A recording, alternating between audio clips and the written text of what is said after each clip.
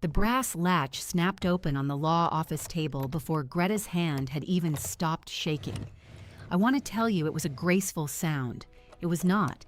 It was a flat metal click, the kind of thing makes when it has been closed a very long time and finally lets go. 41 years it had stayed shut, and every face around that long table on Lake Street turned toward the noise at once, the way faces do when they have already decided what they are about to see. My name is Greta Underhill. I was 61 years old the afternoon my younger brother stood up in a lawyer's office in Elmira, New York, pointed at the battered green footlocker our father left me, and told the room it was garbage. He said it easy. He said it the way you'd mention rain. And the cousins laughed, because that is what cousins do. Before that room emptied, every person laughing would know me by a name my own brother had never heard. And one of them, a gray-haired man none of them had really looked at, would stand up out of his chair and not sit back down. But I'm getting ahead of the latch. Let me set the room first the way my father taught me to set anything down, carefully, in order. The office belonged to a firm on Lake Street, second floor, over a shop that sold window blinds. Old building. It smelled like radiator heat and lemon furniture polish and the inside of a coat closet. There were 9 of us at the table, and 4 folding chairs brought in along the wall for the overflow. Because Underhill's overflow, we are a wide family in a narrow city. Everyone in Elmira knows everyone. The diner on Church Street still keeps my father's coffee mug on the shelf behind the register, the white one with the chip on the handle, and nobody has had the heart to take it down since February. That was 4 months ago now. February is when we lost him. Carl Underhill, 84, gone in his sleep in the brick colonial off West Water Street, where he'd lived since 1971, 2 blocks up from the Chemung River. He went quiet, which surprised no one. He had done most things quiet. The lawyer's name was Pruitt.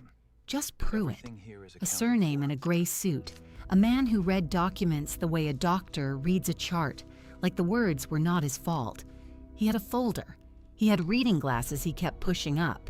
And he had a list of who got what, which is the only reason any of us were in the same room, because grief had stopped being enough to do it on its own. Marcus sat across from me.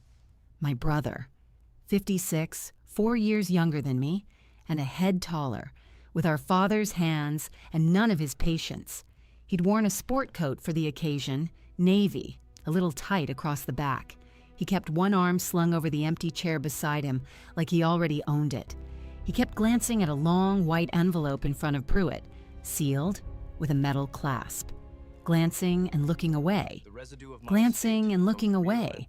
I noticed, because noticing is the one thing I have always been good at. I'll come back to that envelope. It matters more than anyone in that room understood, my brother most of all. Pruitt started with the house. The residence at West Water Street, he read, and the property at Seneca Lake to Marcus Carl Underhill. I watched my brother receive the lake house the way some men receive a trophy. He didn't smile.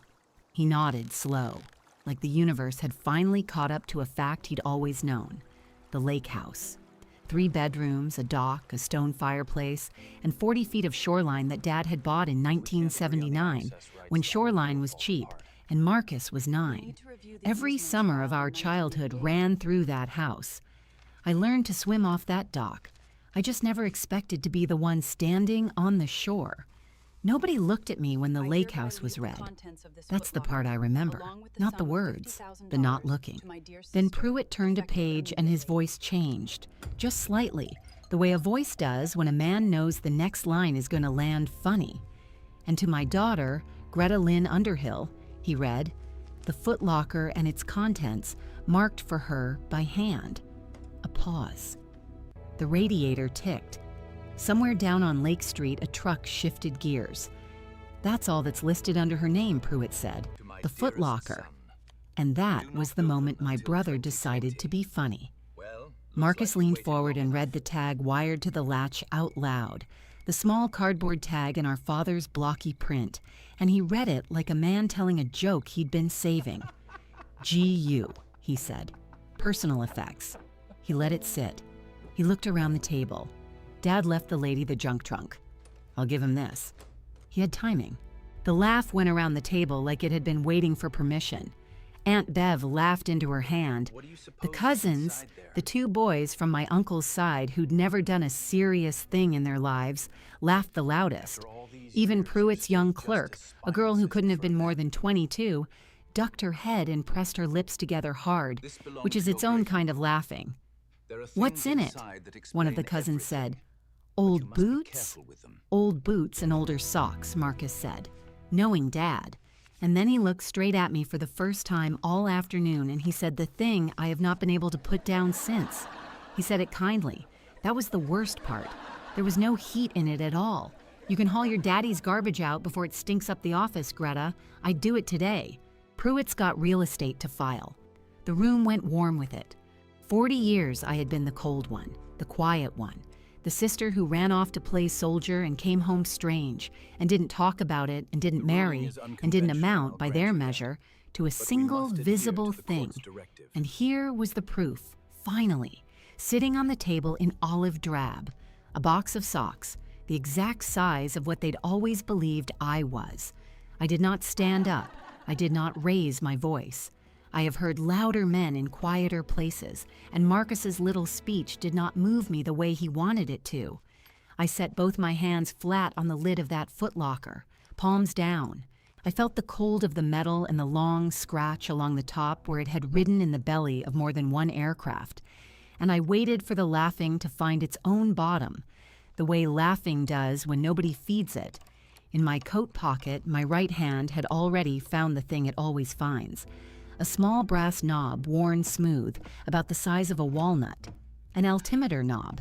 I keep it on me the way some people keep a coin or a cross.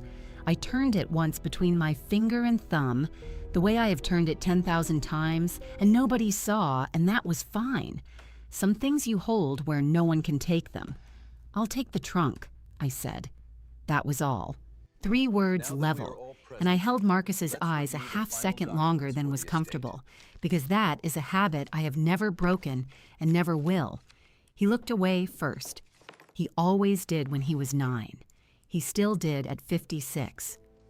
Pruitt cleared his throat and moved us along, grateful, I think, to be moving. There were small things after that, a watch to a grandson, some savings split 4 ways that wouldn't change anybody's month. The clerk passed papers for signing. Pens clicked.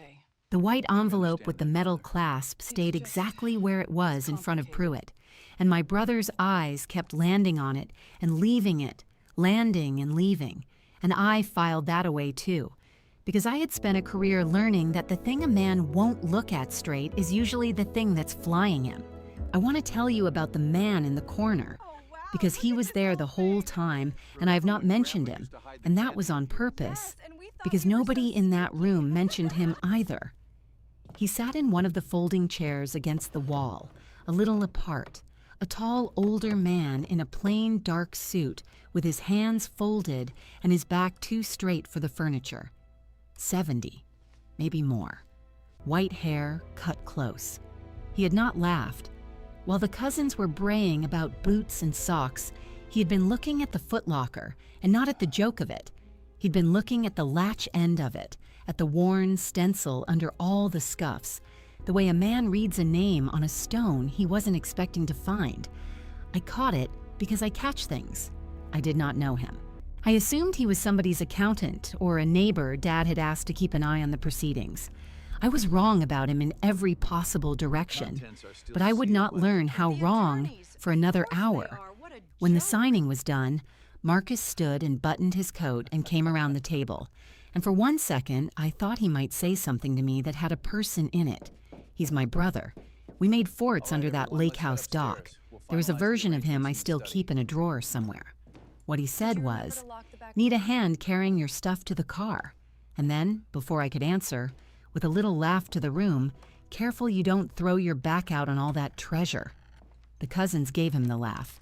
He took it and left, and most of the family trailed after him toward the stairs and the street, already talking about the lake house, about whether the dock needed work, about Memorial Day weekend up there like a thing already settled. Their voices went down the stairwell and out into the June afternoon and were gone. And then it was just me, and Pruitt squaring his folder, and the young clerk gathering pens, and the trunk. I put my hand on the lid again. 41 years since I'd packed it. I knew the weight of it without lifting. I knew what was in the part of it they could see, the part that opened with the latch, the part marked junk. Folded canvas, a duffel rolled tight, the smell, when I'd cracked the latch by accident on that first click, of old cotton and machine oil and something underneath that I didn't have a name for and didn't need one, because it was the smell of being 26 years old and very far from Elmira and certain I would not be coming home. What they did not know, what not one soul in that family had ever known, was that this trunk had a second floor. I built it myself in a hangar a long way from here, with a hacksaw and a sheet of marine ply and 4 hours I wasn't supposed to have. A false bottom, fitted so close you'd run your hand right over the seam and feel nothing. You had to know it was there. You had to know the trick of it, the two corners you pressed at the same time while you lifted with your thumbs. I knew the trick. I was the only living person who did.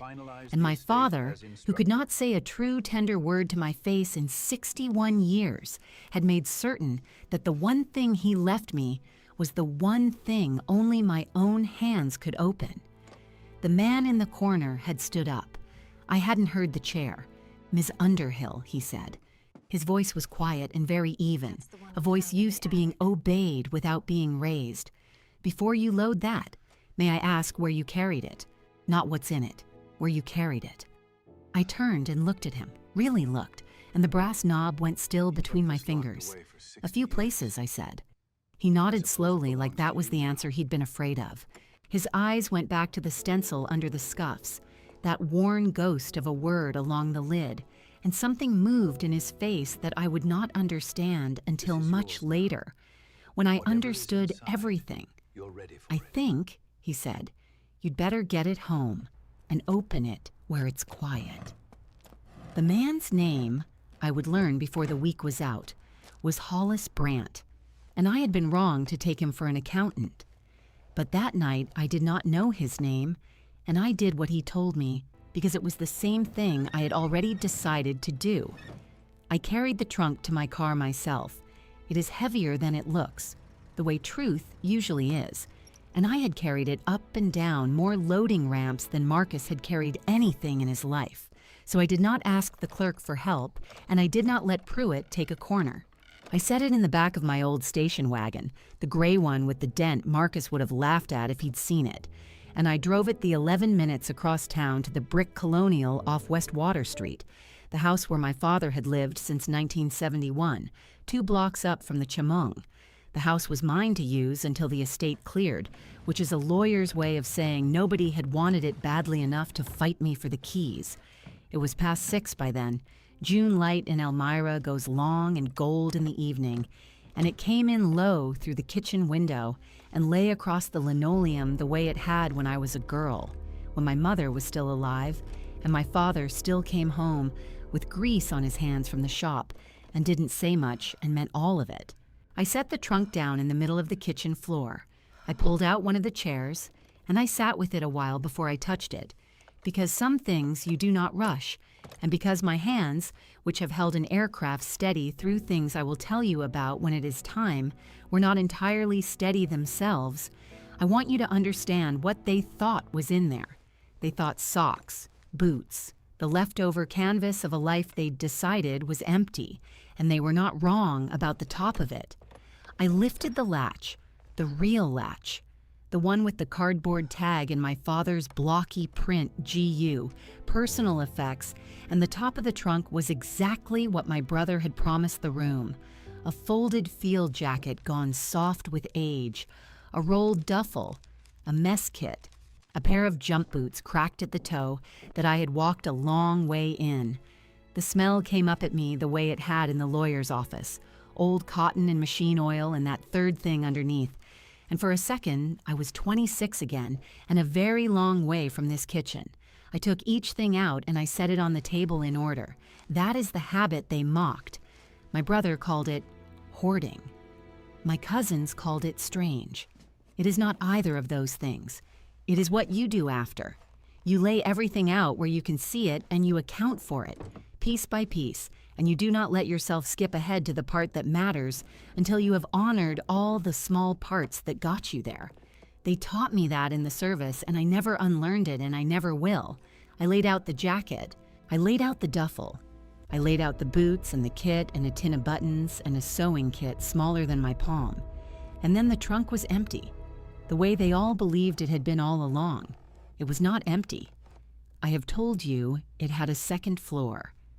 I built it myself, a long way from here, in a hangar with a borrowed hacksaw and a sheet of marine ply, and 4 hours I had taken without asking anyone, because there were things I had carried out of a bad night that I did not want a supply clerk's hands on, and there was no one I trusted to hold them but the trunk and myself. A false bottom, fitted so close that your fingers would run the seam and feel nothing but join. You had to know it was there. You had to press the 2 front corners at the same moment and lift with your thumbs, a small, specific trick, the kind of thing a body remembers in the hands even when the mind has set it down. I pressed the corners. I lifted with my thumbs.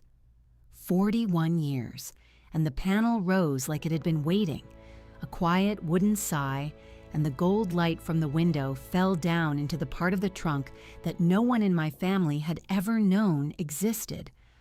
On top, folded into the tight cocked triangle that only certain hands know how to make, was a flag, not a flag from a pole. A flag folded for carrying, folded for keeping, the blue field and the white stars turned up and out the way they are turned when a flag has been folded to mean something specific. I knew the fold. I had made that fold with my own hands over other people on days I do not describe at dinner. I had not made this one. Someone else had folded this flag, carefully, correctly, and laid it into the bottom of my trunk where only I would ever reach it. And I sat there in my dead father's kitchen with my hand over my mouth, because I knew the size of those hands, and they were his. Underneath the flag was a tin, a waterproof tin, the flat olive kind, the kind you seal against weather and time.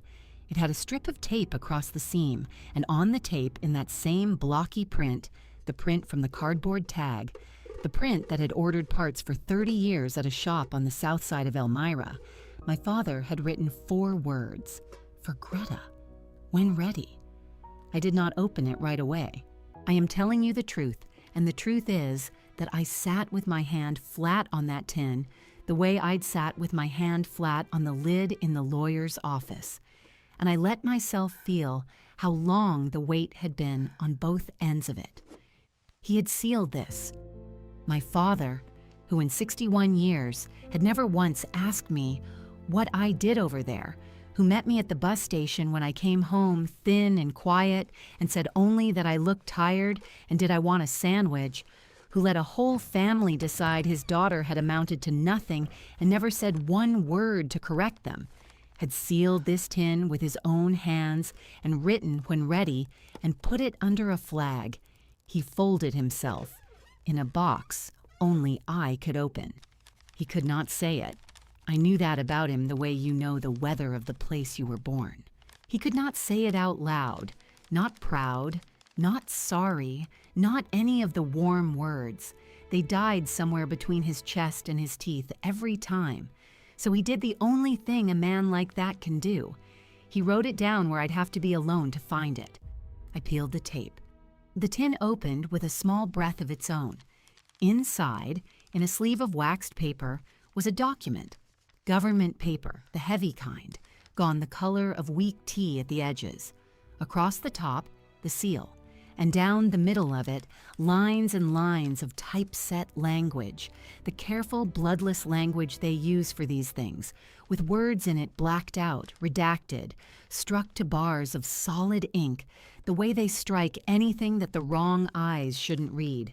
A citation, my citation, I had been told a long time ago that the record of that night was sealed, that for reasons above my pay and above my asking it would stay sealed, and that I was to carry what I knew and say nothing, and I had done exactly that for 41 years.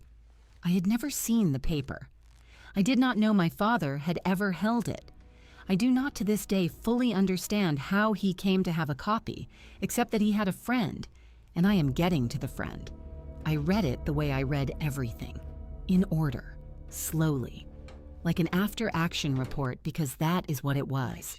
And near the top, stenciled into the inside of the lid of the false bottom itself, where I would see it every time I opened the only door that was mine, was a single word in stencil paint. Half of it struck through with a redaction bar someone had drawn by hand and then, it seemed, thought better of. One word. A call sign. The name they had given me in a briefing tent on the far side of the world. The name that went out over the radio on the worst and best night of my life. The name not one person in that lawyer's office had ever heard. Not my cousins, not my aunt, not my brother who told the room I'd been left a junk trunk. Glasswing. I sat in my father's kitchen, and I said it out loud, once, to the gold light and the empty chairs. I will not pretend I didn't cry. I am 61, and I have earned my few tears, and I spent some of them right there. But even crying I was reading, because that is the engine of me, the thing they called cold, and it was still running. I read the citation down to the struck-out lines, and I read what was left between the bars, and what was left between the bars was a date, and a place I will not name here, and a sequence of plain sentences about an aircraft that took fire and stayed up anyway, and about crew that came home who would not have come home, and I knew every word of it without the paper because I had been the hands on the stick. The helicopter got hit twice that night. I will tell it the way I can stand to tell it. We went in for wounded and we got them, and on the way out the bird took fire, once low and once high, and a thing came loose in the cockpit that should not come loose, and the aircraft wanted very badly to stop being an aircraft, and I did not let it. That is the whole of what I will say about the flying. I held a dying thing in the air long enough to set it down soft, and the people in the back walked out of it, and the record of who they were got sealed for reasons that were real and not mine, and I came home to Elmira and got asked if I wanted a sandwich. There was one more thing in the tin, folded small under the citation, and I almost missed it. A square of paper, lined, torn from a shop pad, the kind my father wrote part numbers on, 3 lines in his hand. I've read them so many times now the creases are going soft. It said, "Saw the report." A friend let me. Couldn't say it to your face, never could, you know that. But I knew. Every day at that diner when they said you'd thrown your life away, I knew, and I let them talk. God forgive me, because the seal was yours to break and not mine. You break it when you're ready, G. You were the best of us. Always were. G. He hadn't called me that since I was small. I sat with that note a long time.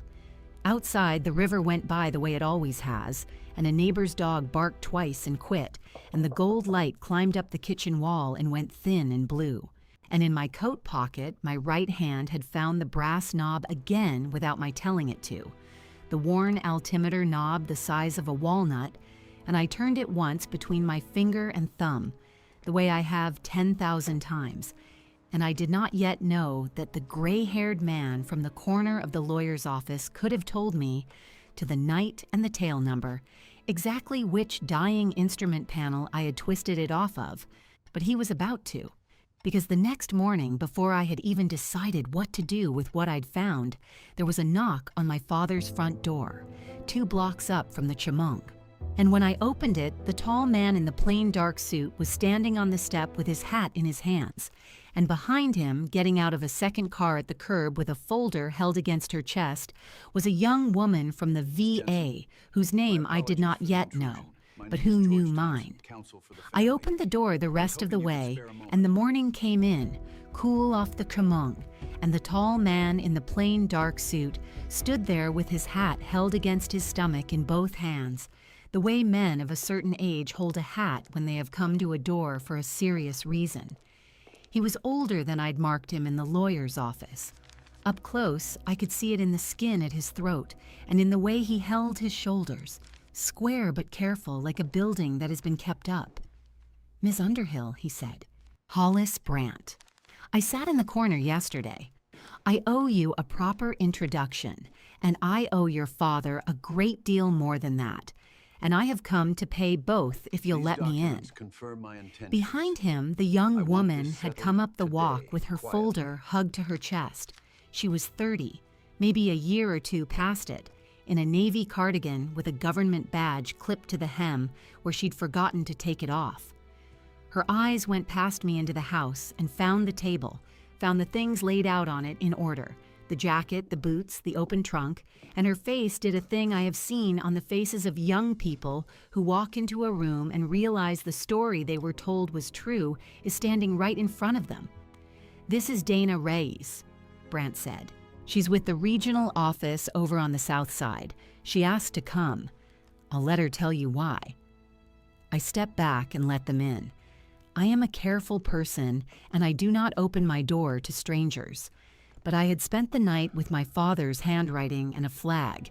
He folded himself, and the morning had the quality of a thing already decided. I put the kettle on. That is what my mother did with anyone who crossed the threshold, and it is what I do. And the small, ordinary motion of it gave my hands something to hold besides the brass knob in my pocket, which I had not stopped turning since the door. They sat. Brandt looked at the table a long while before he said anything, at the order of it, the way each piece was set out and accounted for, and I watched him understand that too, the discipline of it, the after-action of it. He was a man who had laid things out on tables before. "Your father and I served at the same posting, a long time before you ever enlisted," he said. "Different war, same army. We stayed in touch the way men do, which is to say badly, a card at Christmas and a phone call when somebody died. Gus drove down to see me twice. The second time was about 11 years ago, and he didn't come to reminisce. He turned the hat once in his hands. He came because he'd heard a thing about his daughter that he could not get anyone to confirm, and he thought a man with my old connections might be able to." I set the cups down. My hand was steady. I had decided it would be. "He knew something happened to you over there," Brandt said. "He knew you came home changed, and he knew the family had decided what that meant, and he could not stand it. But you'd never told him a word, and the record was sealed, and a sealed record is a wall even to a father." He looked up at me. I made some calls I was still allowed to make. I couldn't get him the file. Nobody could get the file. But I got him enough to know it was real, and I got him a copy of the citation, the redacted one, the one you found, because a copy of a redacted page is just a page of black bars to anyone who wasn't there, to anyone but you. He paused. "I told him to give it to you himself. He said he couldn't. He said the words died in his chest every time, so he found his own way." I sat down across from them. Outside, a barge horn came up from the river, low and long and faded. "He paid for things, you should know," Dana Reyes said then, quietly, like she'd been waiting for room to say it. "Not just for you. That's how I know your family's name." She opened the folder in her lap, but didn't take anything out of it yet, just rested her hands on it. My mother cleaned offices on Church Street by the diner. When my dad left, your father heard about it from somebody at the counter, and a month later there was tuition money for me that nobody would explain. Just showed up. The diner owner's boy too, Cole, the one who runs the place now since his father passed, your dad covered 2 years of his schooling and made Pete swear never to say it was him. Pete only told me last spring when I started at the VA, because he said somebody ought to know the kind of man he was, before everybody who knew got too old to say so. She looked at the table, at the folded flag I had set back on top of the tin. He was the quietest, generous man in Elmira, and he made every single person he helped promise not to tell, including, I think, himself. I have been called cold my whole life. I want to be honest about what happened in me at that table, because it is the heart of this. It was not that I learned my father loved me. I had not let myself doubt it exactly, even at the worst of it, even when the family laughed. It was that I learned the shape of it. He could not say the words, so he spent 40 years saying them in the only grammar he had, which was provision. He provided for the diner owner's boy. He provided for the cleaning woman's daughter. And he provided for me the way you provide for someone you cannot reach with your voice, by building a wall around the truth and handing you the only key. It's hard to look at these files Dana and not Reyes see finally faces took the attached page to them. out of the folder. I pulled We what owe I it to them could to when I keep saw the trying. name on the estate filing, she said. She. I'm not supposed to, and most of it I can't touch. But the index entry is there. Your service, your rating, the sealed commendation. It exists. It's real. And there's a flag for a thing called a notification that was authorized and never delivered, because the whole file got sealed before it cleared. She slid the page across to me. Somebody decided you were a secret. I don't think anybody ever decided to make you whole again. That happens more than you'd believe. Brant had picked up the citation while she talked. He'd put on a pair of reading glasses, and he was going down it the way I'd gone down it, line by line between the bars. And I watched him stop. I watched a man who had spent 50 years schooling his face fail to keep it just for a second at one specific line. "Mitzi, Underhill," he said, and his voice had changed. "I want to ask you something, and I want you to take your time." He set the page flat and put one finger beside a line that had survived the black bars. "This says 2 crew came home. The air crew accounting in the public summary, the one your father would have been allowed to see, only ever listed 1. 1 pilot recovered. 1. He looked up at me over the glasses. The citation says 2, so either the summary was wrong or the summary was edited. Who was the second? I did not answer him. I want you to understand that this was not drama, and it was not coyness. It was discipline. 41 years of it. The seal was real, and the reasons were real, and I had carried them out of that night and across an ocean and through a family's contempt without once setting them down. And I was not going to set them down at my kitchen table because a kind man asked nicely. He saw that. He'd carried things, too. He nodded once and took his finger off the page, and he didn't ask again, and I respected him for it more than I could have said. But the question hung in the kitchen after he stopped asking it. 2 crew came home. The report listed 1. And I knew the name of the second, knew it the way I knew the river was outside. And I knew that the name was the reason the whole thing had been sealed in the first place. And I knew, sitting there, that the time was finally coming when I would have to say it out loud to the only people who had never earned the right to hear it. Brant took his glasses off and folded them and sat for a moment with both hands flat on the table, the way you sit when you have come to a decision. "There's going to be a correction," he said. "Dana can start it.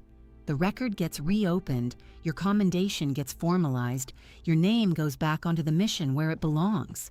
That's the slow part, the right part, and it'll take a year of paper.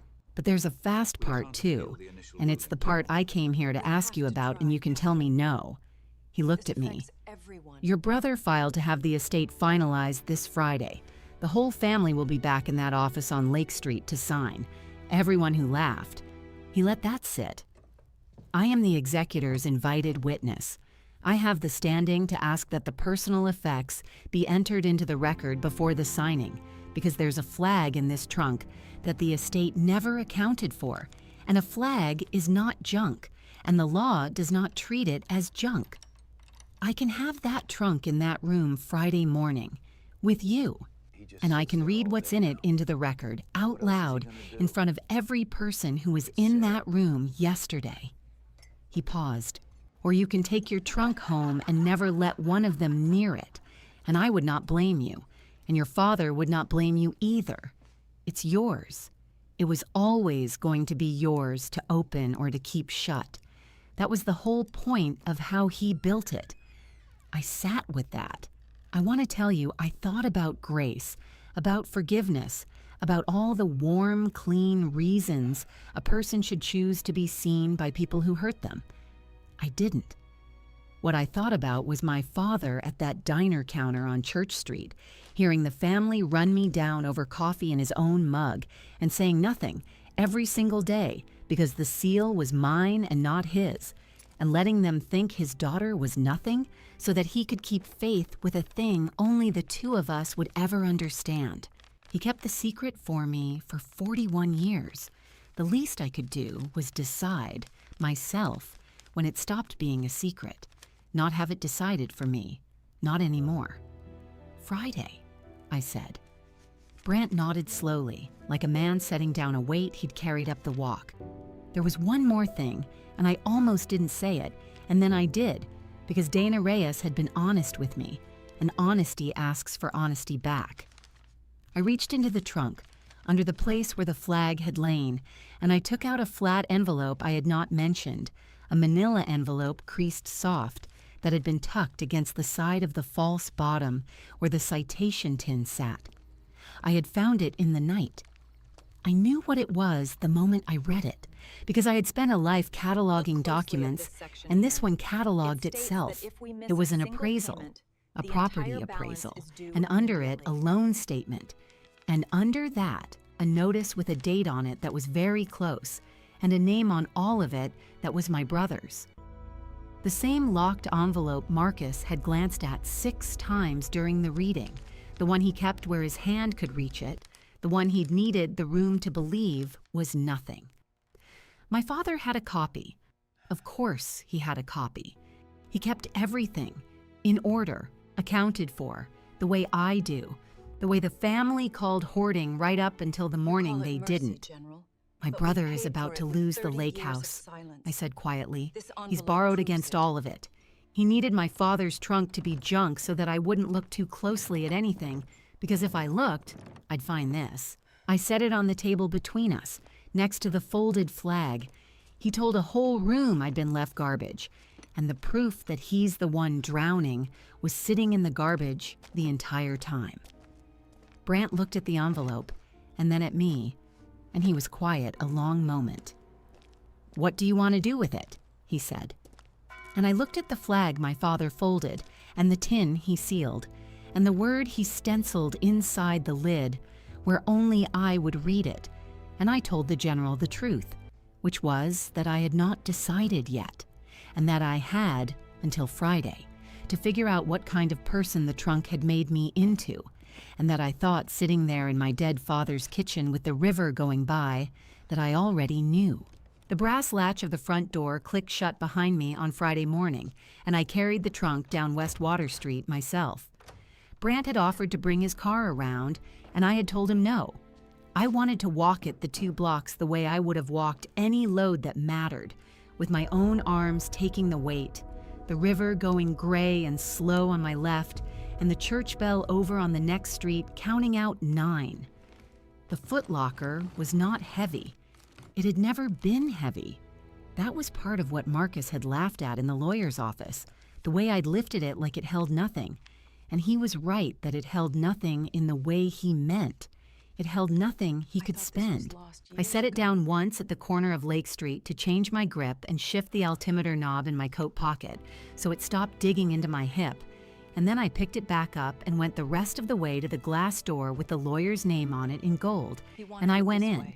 They were already seated, the whole long table of them, the cousins and the in-laws, Marcus at the head where he had put himself, the locked envelope under his folded hands like always. The lawyer, a tired patient man named Falk, stood when I came in. So did Hollis Brant, who had taken the chair at the far end with Dana Reyes beside him, her folder squared on the table in front of her. Nobody else stood. I had not expected anybody else to. Marcus looked at the trunk in my arms, and his mouth did the thing it does before it says something it thinks is clever. "You brought it back," he said. "We're signing today, Greta. You didn't have to haul that thing all the way down here to make a point about how much Dad loved you." "I didn't bring it to make a point," I said. "I brought it because there's a flag in it that the estate never counted. The general would like to enter the personal effects into the record before anyone signs. He has the standing, Mr. Falk can confirm that. Falk confirmed it.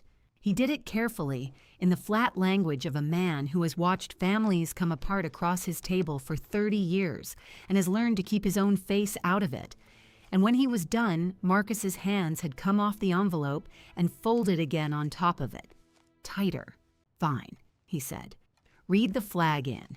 Then we sign and she takes her box home. I set the footlocker on the credenza along the wall where there was room, and I thumbed the false bottom the way I packed it to open, the small double motion of the two corner catches that I had built, so that no jolt and no customs hand and no curious brother would ever find them by accident. And the panel lifted, and I took out the flag and laid it folded in its tight blue triangle on the table in front of General Hollis Brandt. Then I stepped back and put my hands behind me and held my own wrist, and I did not say anything else because the rest of it was not mine to perform. It was only mine to allow. Brandt put on his reading glasses. He lifted the flag in both hands, not opening it, just holding it the way you hold a thing you intend to give back. And he set it down again to one side, and he reached into the open tin beneath where it had lain and took out the citation, the redacted one, the page of black bars with the survived lines between them. Before anyone signs, he said, I'm going to read what the family is about to inherit and discard in the same hour, and I'm going to read it correctly, because I have spent a long time being able to. He read the unit first. He read its full designation, the Rotary Wing Aeromedical Detachment and the theater and the years, and across the table one of the older cousins, a man who had done his own time in a different decade, sat up straighter, without seeming to know he'd done it. Brandt let that land.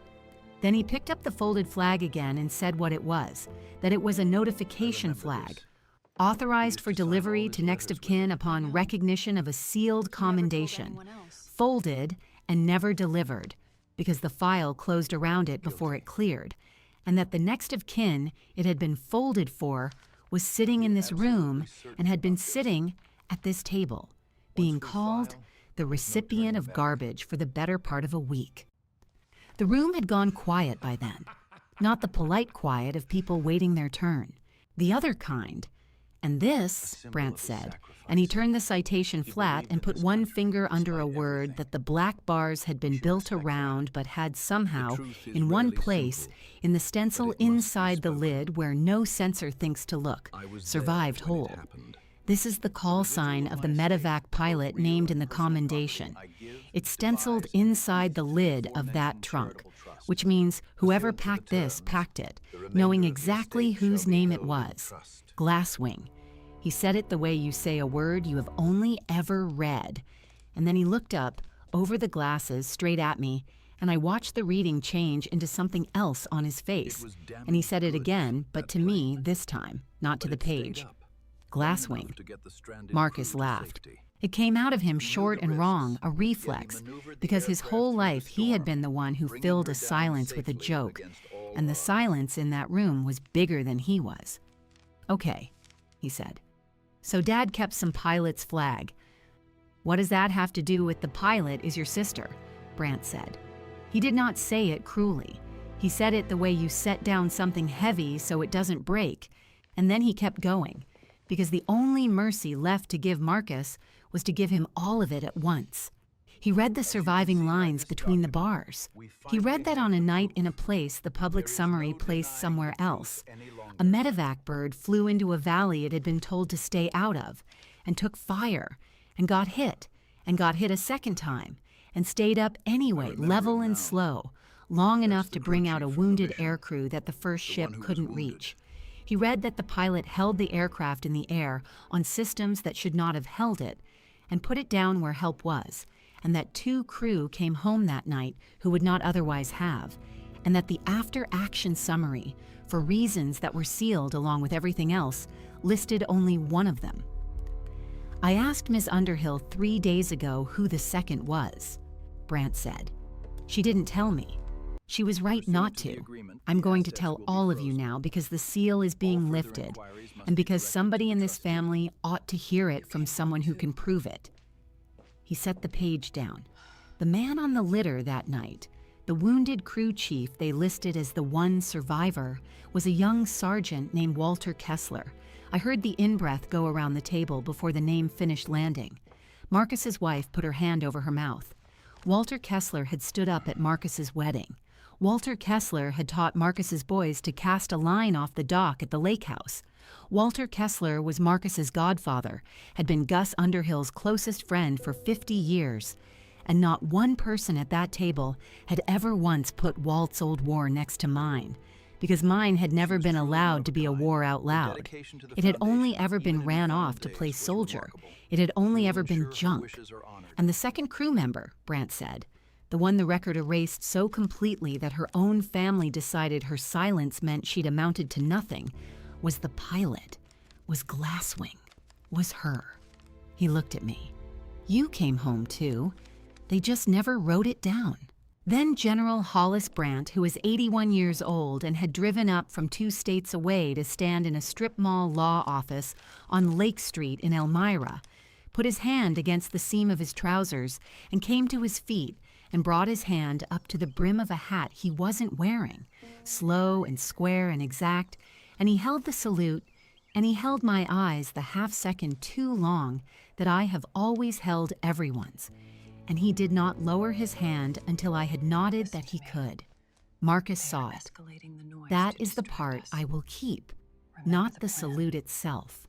That my brother, who had told a room I'd been left the garbage, watched a general he'd never met stand and render honors to his cold, strange sister.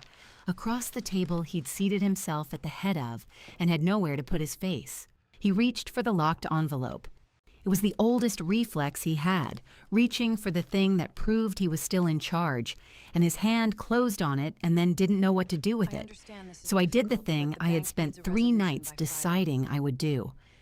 I crossed to his end of the table, and I reached into my coat, and I set down beside his locked envelope the copy of it that my father had kept, the appraisal and the loan statement and the notice with the dates so close, all in Gus's careful order, and I put my hand flat on top of the whole thing the way I had put my hand flat on the trunk lid while they laughed. I've had this since Tuesday, I said quietly, just to him, under the noise of the room. I knew about the house before you read the tag. You needed the trunk to be worthless so I wouldn't look, and I looked, and I found out your 3 payments from losing the lake the same week you told everyone I got nothing. I pushed the papers the last inch toward him. Keep the house, Marcus. I'm not going to contest a thing. I don't want it, and I don't want you out on West Water Street the way you wanted to put me. Dad provided for both of us. He just trusted me to know it without being told, and he was right. And now so do you. My brother is not a good man, and he is not a monster. He's a frightened one who told himself a story about being owed so he wouldn't have to feel the size of what he'd borrowed against. And when he looked up from the papers, his eyes were wet, and his mouth had finally run out of clever, and all he said, barely, was, "I didn't know, Gret," about any of it. He never said. And I told him the truth, which was that none of us had known, because the only 2 people who could have said it were a father who couldn't get the words past his chest and a daughter who'd been ordered for 41 years not to try. The paper part came after, the slow right part Brant had promised. Dana Reyes took it from there with the patience of someone who had decided this was the work she'd been put on earth to do. Within the month, the sealed file was pulled for formal correction, and the commendation was entered where it belonged.